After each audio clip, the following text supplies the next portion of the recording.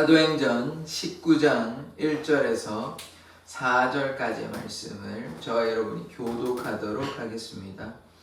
아볼로가 고린도에 있을 때 바울이 윗지방으로 다녀 에베소에 와서 어떤 제자들을 만나 이르되 너희가 믿을 때에 성령을 받았느냐? 이르되 아니라 우리는 성령이 계심도 듣지 못하였노라. 바울이 이르되 그러면 너희가 무슨 세례를 받았느냐? 대답하되 요한의 세례니라. 4절 같이 읽겠습니다. 바울이 이르되 요한이 회개의 세례를 베풀며 백성에게 말하되 내 뒤에 오시는 이를 믿으라 하였으니 이는 곧 예수라 하거늘. 아멘. 하나님, 우리가 성령의 세례를 받고 예수를 주라 증거하며 날마다 주와 동행하는 삶 살게 하여 주시옵소서. 아멘. 예수 그리스도의 이름으로 기도드립니다. 아멘. 어제는 아볼로의 삶을 보았습니다. 제가 잘못 말씀드린 것 같은데 바울은 아볼로를 만난 적이 없습니다. 이제 에베소에 오기는 했는데 바울이 그때 여기 없었어요. 에베소에 없어서 이제 바울과 아볼로가 이제 뭐 아볼로 형제 뭐 이렇게 이제 얘기는 언급은 하였지만 실제로 만난 적은 없다. 대면한 적은 없었습니다. 그래서 어제 아볼로가 어떤 일을 하였냐면 뭐 몰랐잖아요. 아볼로도 이제 오늘 말씀하고 좀 겹치는 부분이 있는데 요한의 세례만 알았다. 이제 이 사람들도 지금 사람들도 요한의 세례만 알았다. 이 얘기를 계속해서 하고 있거든요. 그러다 보니까 그걸 누가 가르쳐 주냐? 이제 바울과 함께 했던 브리스길라와 아굴라 이 사람들이 이제 2차 전도의 마지막 3차 전도의 초반에 이제 에베소에 왔다가 이제 헤어지게 되거든요. 이제 브리스길라와 아굴라가 이 아볼로에게 요거에 대해서 상세히 알려줍니다. 이제 근데 아볼로가 어제도 말씀을 드렸지만 성경에 능통하고 그리고 또 자세히 예수님에 대해서도 알고 있습니다. 가르치기도 했고 다만 한 가지 뭐 조금 부족한 부분이 이제 요한의 세례만 알았다는 거.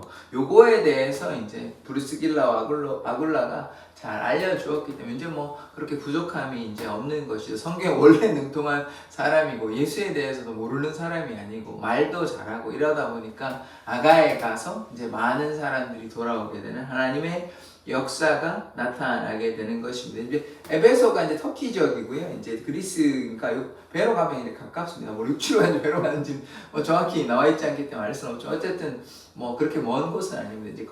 이제 거기 가서 복음을 증거하는 삶을 살게 되고 많은 사람들에게 하나님의 유익, 하나님의 역사가 나타나게 되는 이제 아볼로를 통해서 이제 나타나게 된 것입니다. 그리고 이제 오늘 바울이 윗지방에 이제 돌아다니까 아볼로가 여기 있는데 이제 바울은 이제 윗지방에 돌아다니다가 이제 다시 이제 에베소에 와서 이제 에베소에 좀 꽤 오래 머물게 되거든요. 2년 동안 그때 저기 뭡니까 고린도 지역에서 1년 6개월을 머물러 있었잖아요. 근데 에베소는 2해 동안 머물러 있다. 이렇게 더 길게 머물게 되는 것입니다. 그러니까 이게 뭐 전도 여행이라고 보기보다는 거의 뭐 약간 살러 가는 거니까 살러 가려고 간 건 아닌데 머물러 있다 보니까 여행이라는 느낌보다는 굉장히 1년 6개월 이렇게 머무는 걸 우리가 여행이라고 부르진 않잖아요. 거의 뭐 이거는 뭐 이사라고 불러야 될까? 하여튼 뭐 그렇게 혼자 하다 보니까 이제 바울이 그래서 이제 길게 이렇게 지내게 되고 또 에베소에서 그렇게 지내게 되고 이렇게 돌아오게 되는 모습들을 우리가 보게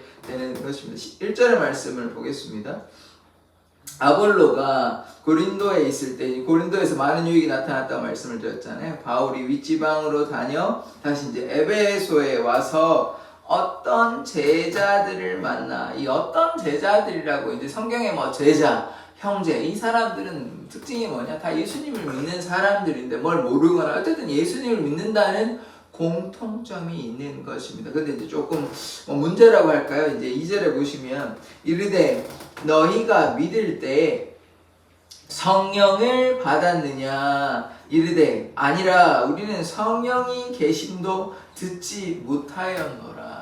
이 성령에 대한 이해가 없는 것입니다. 이제 예수님께서 세례 요한이 뭐라고 했냐면 예수님께서 내 뒤에 오신 분은 나는 그의 신발끈도 못 푸는데 이 내 뒤에 오신 예수께서 어떻게 하냐면 불과 성령으로 세례를 베푼다. 이런 말씀을 하셨거든요.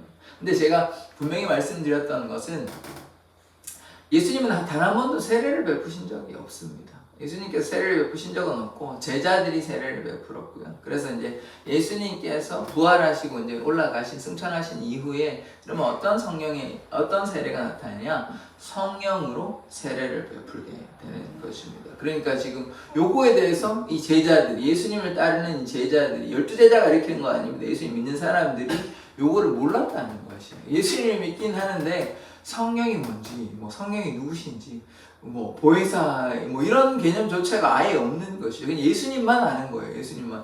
예수님이 승천했다는 것을 아는지 모르는지 모르겠는데 예수님께서 요한복음 14장에서 15장, 16장까지 성령에 대해서 우리가 지금 마침 그거를 보았거든요. 성령에 대해서, 보혜사 성령에 대해서 지금 요거에 대해서 전혀 제자들은 알지 못하는 것입니다. 그러니까 이제 바울이 이 제자들에 대해서 성령에 대해서도 알려줄 것이고 또 세례에 대해서도 이렇게 성령의 세례를 받는 것도 알려주는 것이죠.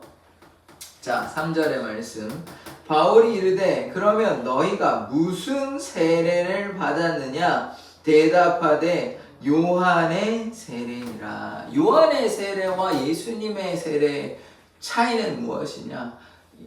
요한의 세례는 요단강에서 물로 세례를 베푸는 것입니다. 예수님께서도 받기도 하셨고, 그런데 성령께서 또 예수님께서 하시는 세례는 예수님께서 직접적으로 하신 적은 없지만 그 세례의 차이는 무엇이냐?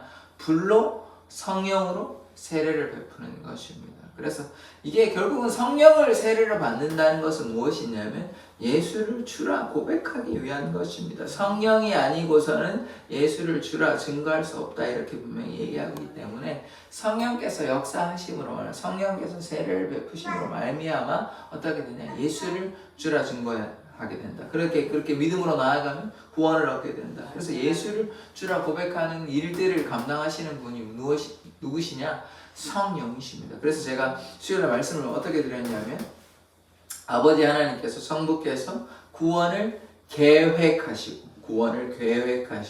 성자께서 예수 그리스도께서 십자가에 달려 돌아가심으로 구원을 성취하시고 예수님이 돌아가셔야만 구원이 성취가 되고 또 성령께서는 무엇 하시냐면 예수를 주라 증거하기 때문에 구원을 적용시키는 것입니다. 그러니까 성령으로 세례를 베푼다는 것은 예수를 주라 증거하는 구원을 적용시킨다. 우리가 이렇게 이해하면 되는 것입니다. 그래서 이거에 대해서 이 제자들은 몰랐던 것이에요. 이제 성령으로 이제 세례를 받아야 되는데 물세례, 요한의 세례만 알기 때문에 이 요한의 세례는 이제 이따가 4절에도 뭐라고 나왔냐면 회개의 세례이긴 합니다. 죄를 돌이키는 거죠. 왜냐하면 세례가 씻는 예식입니다. 물로 이제 죄를 씻는 것이죠. 그러나 요한으로부터 시작되었지만 이게 완성이 되려면 성취가 되려면 예수님께서 십자가에 돌아가셔야 됩니다. 이제 어린 양의 속죄함으로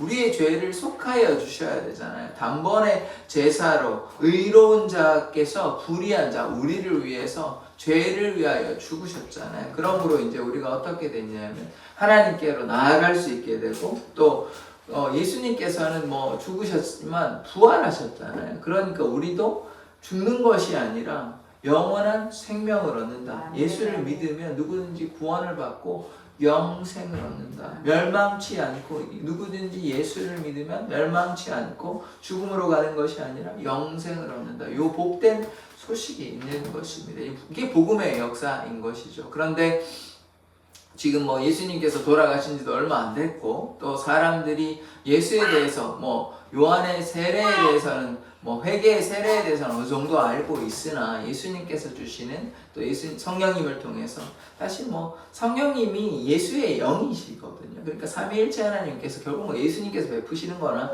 다름이 없는 것이에요. 구분하자면 성령께서 하시는 거긴 하지만 성령이 예수의 영이고 성령이 아버지의 영이고 성령이 하나님의 영이십니다.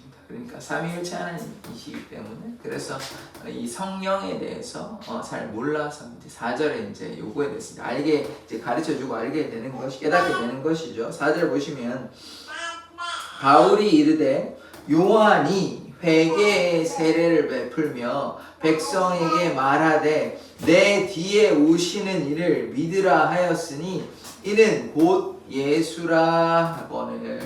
그래서 예수를 통해서 우리가 예수를 믿는 것, 이게 결국은 성령을 받아들이는 것입니다. 성령의 충만함을 입고 성령으로 세례를 받는 것입니다. 그러니까 너희는 가서 이제 복음을 증거하라 그러는데, 누구든지 예수를 믿고 세례를 받는 자는 구원함을 얻습니다. 이게 마가복음 16장에 나오는 말씀이거든요. 그러니까 이 세례라는 말은 우리가 물로 이렇게 우리가 교회에서 세례를 베풀지만, 여기에서는 우리가 어떤 의미로 받아들여야 되냐면 그냥 요한의 세례처럼 물로 그냥 세례를 베푼다, 이런 개념이라기보다는 성령께서 역사하셔서 그 가운데 임하신다, 임재하신다, 그렇게 우리가 이해를 해야 하는 것입니다. 근데 이거를 좀 구분할 필요가 있긴 해요.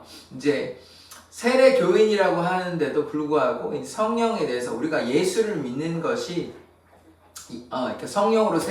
예수를 믿는 것이 성령으로 세례를 받는 것이잖아요. 그런데 어떤 분들은 이제 성령의 역사에 대해서 우리가 잘 모르시는 분들이 있긴 합니다. 이제 그러면 세례 교인임에도 불구하고 교회를 다니는 시간이 적지 않은데, 이를테면 꼭 방언이 꼭 중요한 건 아니지만 성령에 대해서 이해함이 있거나 하나님께서 역사하신다, 이걸 믿음으로 고백을 해야 되는데, 자기가 어떤 영적인 경험이 없거나 이러다 보니까 성령의 역사가 어떤 건지를 설교를 들을 수도 있고 이렇게 하는데, 성령이 무엇인지 이렇게 오늘 제자들처럼 성령에 대해서 이해함이 부족하거나 잘 이해를 못하는 경우, 혹은 오해하거나 이런 경우들이 지금 현재 우리 교인들에게도, 제가 말씀드린 교인은 이제 예수님 믿는 자들을 가리키는 것입니다. 예수님 믿는 자들, 예수님은 좀 알겠는데, 예수님 믿긴 하는데 성령이라 그러면 좀 생소하고 성령이 뭘 하시는지도 잘 모르고 이런 경우도 있거든요. 성령만 그러면 신비한 그런 거면 성령의 역사인 줄 알고, 그게 아니거든요. 그러니까 제가 쉽게 말씀드리면 어떤 거냐면, 제가 이미 말씀을 드렸는데, 예수님께서는 예루살렘과 이제 이스라엘 나라에서 돌아다니면서 주위에 이방도 조금 다니긴 하셨습니다만, 두로와 시돈과 데가볼리 그 위에 가이사랴 빌립보 그 주위 지방, 그러니까 예수님께서는 육신의 몸을 이 땅에 오셨을 때 육신의 몸을 입고 있으시니까 갑자기 조선에 갈 수도 없고, 그때는 조선 없었지만 고조선에 있었네요. 하여튼 그렇게 갈 수는 없고 그냥 거기에 머물러서 복음을 증거하는 것입니다. 그런데 성령은 어떠합니까? 시공간에 제한이 없어요. 동시다발적으로 다 역사하실 수 있는 것입니다. 그러니까 예수님께서 사역하신 병의 치유가 나타나고 기적의 역사가 나타나는 것을 성령께서는 이스라엘 땅, 유대 땅에만 한정시키는 것이 아니라 한국에서도 역사하실 수 있고, 미국에도 역사하시고, 유럽에도 역사하시고, 동시다발적으로 같은 시간대에 시공간에 제한이 없이 역사하시는 분이 누구시냐?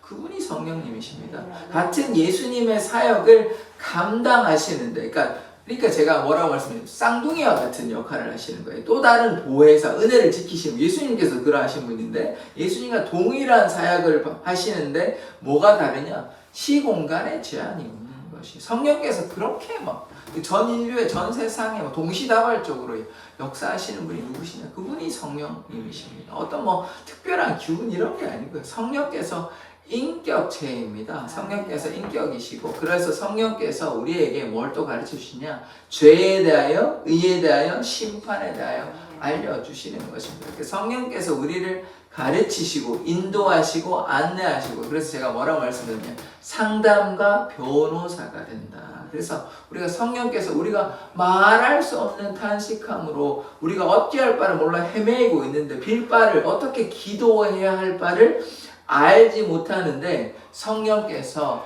말할 수 없는 탄식함으로 우리를 위해서 아파하심으로 친히 우리를 위해서 간구하여 주시는 것입니다. 그러니까 성령께서 우리에게 안내자 되시는 것이에요. 인도자 되시는 것이에요. 그러니까 성령께서 우리의 중보자 되시고 안내자 되시고 보혜사 되시기 때문에 우리가 성령을 의지하면서 나아가는 것을, 그것이 무엇이라고요? 그것을 신앙생활이라고 하는 것입니다. 그래서 우리가 물론 예수를 믿고 예수와 동행하는 것이지만, 예수와 동행하는 것이 성령과 동행하는 것입니다. 그것이 또 하나님과 동행하는 것이고, 삼위일체 하나님에 대해서 우리가 충분히 이해를 한다면, 하나님과 동행하는 것이 예수와 동행하는 것이고, 예수와 동행하는 것이 있고 성령과 동행하는 것이고, 다 하나의 하나님이시기 때문에 그래서 우리가 성령 충만함을 받는다는 것은 하나님께서 우리 안에 거하시는 삶, 우리가 하나님께 거하는 삶을 가리키는 것입니다. 그래서 우리가 성령 안에 거해야 하는 것이에요. 그래서 이 제자들이 이런 것에 대한 이해가 좀 부족하거나 잘 없었던 것입니다.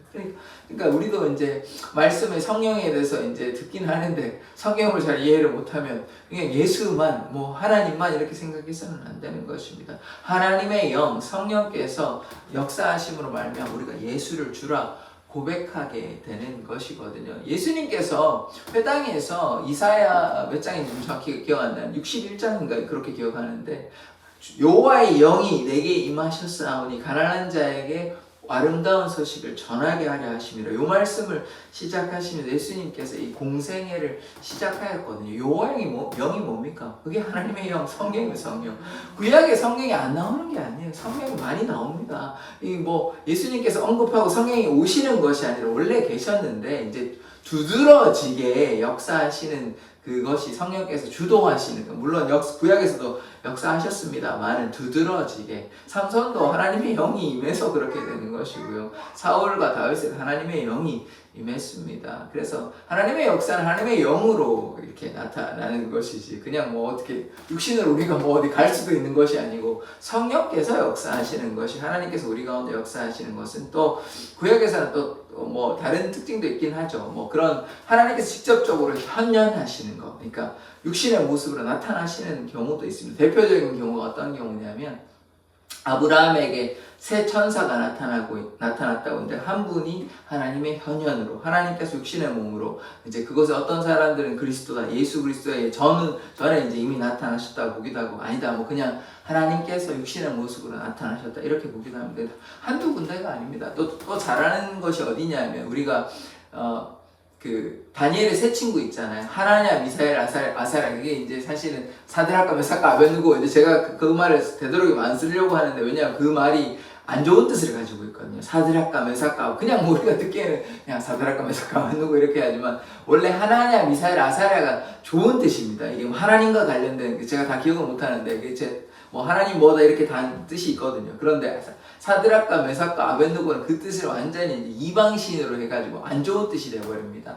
뭐 이름 자체는 뭐 그냥 언뜻 듣기에는 뭐 아무 의미가 없나 이렇게 생각하기 쉬운데 아닙니다. 안 좋은 뜻이 있기 때문에 되도록이면 뭐 꼭 제가 뭐 그것을 강요할 수는 없지만 하나냐, 미사엘, 아사랴 이렇게 부르는 것이 그게 하나님의 뜻, 말씀과 관련되기 때문에 뜻과 관련되기 때문에 그러니까 제가 이 얘기를 왜 하냐면 이 사람들이 플럼불에 들어갔잖아요. 그러면 뭐 당연히 우리가 상식적으로 생각하면 죽을 수밖에 없잖아요. 뭐 평소보다 또 7배나 뜨겁게 했기 때문에 데려가는 사람도 죽었어요. 그런데 죽지 않았습니다. 그 중에 이제 누가 나타나냐? 하나님의 현현이 나타나요. 하나님의 천사가 나타나기 때문에 그 장면도 하나님의 현현이라고 우리가 보기도 합니다. 그래서 제가 이제 무엇을 말씀을 드리냐? 하나님께서 이런 방식으로 하나님께서 직접적으로 나타나시거나 아니면 하나님께서 하나님의 영으로 구약에서 지금 신약만 제가 말씀을 드리는 것이 아닙니다. 구약에서도 하나님께서 하나님의 영으로 역사하시는 일이 많이 있었습니다.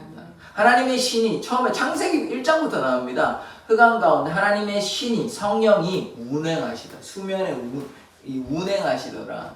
이게 성령입니다. 성령. 1장 초반에 이미 나옵니다. 이 표면에서 이렇게 운행하시는 하나님의 영에서. 그래서 우리가 성령에 대해서 바르게 이해할 필요가 있는 것입니다. 성령은 예수의 영이고 하나님의 영이고 그래서 우리가 예배하는 자가 신령과 진정으로 신령과 진정이란 말은 다른 말로 성령으로 그 다음에 진정 이게 진리라는 말이거든요. 영과 진리이기 때문에 성령과 진리는 누구십니까? 예수 그리스도시죠. 그러니까 예배라는 것은 우리가 어떻게 이해할 수 있냐면 뭐 마음을 다해 예배하는 것도 맞지만 성령 안에서 예수 안에서 다른 말로 하나님 안에 거하는 그것이 예배입니다. 예배가 우리가 물론 하나님을 높여드리고 찬양하고 말씀을 듣고 이것도 예배이지만 다르게 이제 예배를 이해한다면 하나님 안에 거하는 것, 하나님과 하나 되는 삶, 이것을 우리가 예배라고 부르는 것입니다. 그래서 우리가 이렇게 물론 이렇게 나와서 새벽에 예배하는 거 예배 맞습니다만 이것이 이제 우리가 다르게 이제 이해한다면 우리가 하나님 안에 거하는 것이고 하나님의 말씀이 하나님께서 우리 안에 거하는 것, 그것을 하나님의 나라라고 우리가 부르는 것이죠. 하나님의 나라가 눈에 보이는 나중에 우리가 갈 어떤 장소, 어떤 우리가 눈에 보이고 또 아름다운 보석이 있는 그런 것도 하나님의 나라이지만 그건 또 공간적인 개념이고, 또 영적인 하나님의 나라는 무엇입니까?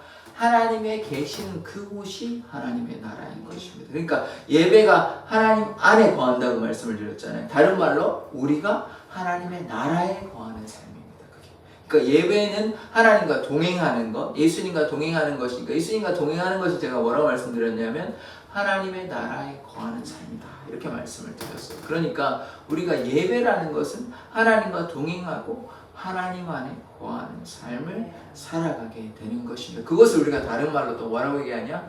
성령의 충만함을 받는다라고 얘기하는 것입니다. 그래서 우리가 어떤 문제가 있고 어떤 상황이 있어도 성령님의 인도하심을 받고, 성령님께서 우리를 위해서 말할 수 없는 탄식함으로 간구하여 주시고 인도하여 주시기 때문에 우리가 어려움을 닥칠 때마다 뭐 해야 됩니까? 기도해야 되는 것이요. 기도하면 성령께서 우리를 인도하여 주십니다. 우리가 심지어 기도를 안 할지라도 우리의 그걸 아시기 때문에 우리를 위해서 친히 중보하여 주시는 분이 성령님이시지만, 그렇다고 해서 우리가 이제 앞으로 우리는 기도 안 해도 된다, 이렇게 또 오해하시면 안 되잖아요. 성경에서 쉬지 말고 기도하라라고 얘기하고, 기도에 대해서 제가 한 2번에 대해서 설명하지 않았습니다. 기도 또 해야 되는 것이죠. 그거 하나만 또 해가지고 안 해도 돼, 이렇게 또 생각하시면 안 되고, 우리가 기도하는 자, 그러나 성령께서 우리를 지켜주시고 돌보아 주신다는 것도 우리가 분명히 이해하고 성령 안에 거하는 삶을 살아야 하는 것입니다. 그러할 때 우리는 하나님 안에 거할 수 있고, 또 어려움이 있다 할지라도 하나님께서 도와주시고 해결하여 주시는 것입니다. 그것이 우리가 성령 가운데 거하는 삶, 성령의 충만함을 입는 삶입니다. 그러면 우리가 어떤 상황에서도 흔들리지 않는 믿음을 가질 수 있는 것이죠. 그러기 위해서는 우리가 날마다 주님께 기도함으로, 이렇게 이제 새벽에도 나오시고 또 기도함으로 매일, 그러니까 쉬지 말고 기도하라고 얘기하고 있지 않습니까? 성령 안에 거하는 삶이 그러한 것입니다. 또 다른 말씀에 어떤 말씀이 있냐면, 이거는 또 주의해서 우리가 이해해야 되는데, 성령을 소멸치 말라, 이런 말씀을 있는 것입니다. 소멸치 말라는 말을 우리가 쉽게 이해하면 무슨 말이냐? 성령께서 우리를 떠나신다는 말입니다. 그러니까 이게 무엇이냐고, 성령께서 떠난다는 말을 어떻게 우리가 이해할 수 있냐면, 사실은 하나님께서는 우리를 사랑하시기 때문에 우리를 떠나시지 않기를 원하시죠. 그러나 우리가 떠나죠. 이게 어떤 대표적인 모습으로 어떻게 보여줄 수 있냐면, 탕자가 아버지의 유산을 가지고 아버지를 떠나버렸잖아요. 이게 이제 성령을 소멸치 말며 이 뜻인 것이에요. 그러니까 우리가 죄악 가운데 거하고 하나님의 뜻에 따라가지 아니하면 이것이 성령을 소멸하는 것이에요. 그러니까 하나님의 안에 거해야 되는데 우리가 하나님의 품을 떠나게 되는 것이죠. 이게 성령을 소멸치 마는 것이에요. 그러니까 이게 마치 뭐와 같으냐 하면 하나님께서 우리를 떠난 것과 같은 셈인 것이죠. 왜냐하면 우리가 하나님을 떠났기 때문에 죄 가운데 거하고 욕심 가운데 거하고 하나님 안에 거하고 날마다 주님께 기도하고 주님께 순종을 해야 하는데, 그러하지 아니하기 때문에 그런 이제 일들이 나타나게 되는 것입니다. 그러니까 정리하면 성령의 충만함을 받기 위해서는 늘 주님 안에 거하는 삶을 살아야 되는 것입니다. 하나님, 나의 안에 거하라라고 하나님께서 나의 안에 거하라고 말씀하셨고, 우리가 하나님 안에 거할 때 또 하나님께서 우리 안에 거하시는 삶을 살게 되는 것입니다. 다른 말로 하나님께서 우리 안에 거하시기 때문에 우리가 하나님 안에 거하는 삶을 살아야 하는 것입니다. 그것이 성령의 충만함의 역사가 나타나는 것입니다. 그러니까 우리가 날마다 말씀과 기도로 또 예배로 이렇게 주님께 가까이 나아가는 것이 성령 충만, 하나님 안에 거하는 삶을 살게 되고, 그러함으로 우리가 결국 하나님 나라에 속하고 이 땅의 주님과 동행함으로 결국은 우리가 구원을 완성할 수 있는 것입니다. 그러니까 주님과 영원히, 죽음 이후의 끝이 아니라 죽음 이후 영원히 주님과 동행하는 삶, 함께하는 삶을 영원히 영생을 누리게 되는 것입니다. 영생이란 말은 다른 말로 이해하면 시간의 개념이 없다는 것이에요. 시간이 여기에서는 뭐 이게 시간의 변화가 있잖아요. 우리의 삶은요. 시간의 변화가 있지만 영생이라는 말은 시간이라는 개념 자체가 없다는 것이에요. 그러니까 뭐 시작과 끝이 없다는 것이 그걸 이게 다른 말로 또 영원이라고 얘기하는 것입니다. 그래서 우리가 그러한 삶을 주님과 영원히 행복한 삶을 누리게 되는 것입니다. 어떻게 하면요? 성령의 충만함을 거하고 성령을 소멸치 말고 성령 안에 거하면 우리는 반드시 주님과 함께 영원히 하나님과 천국에서 영원히 행복한 삶을 누리게 될 것입니다. 기도하겠습니다. 하나님, 우리가 성령 안에 거하는 삶을 살게 하여 주시옵소서. 주님, 우리 안에 주님께서 역사하여 주시고 성령으로 말미암아 예수를 주라 고백하게 되며 우리가 성령을 소멸치 말고 성령께서 인도하시는 대로 순종하며 쉬지 말고 기도하고 성령 안에 거하는 삶 살게 하여 주시옵소서. 감사드리며 예수 그리스도의 이름으로 기도드립니다. 아멘.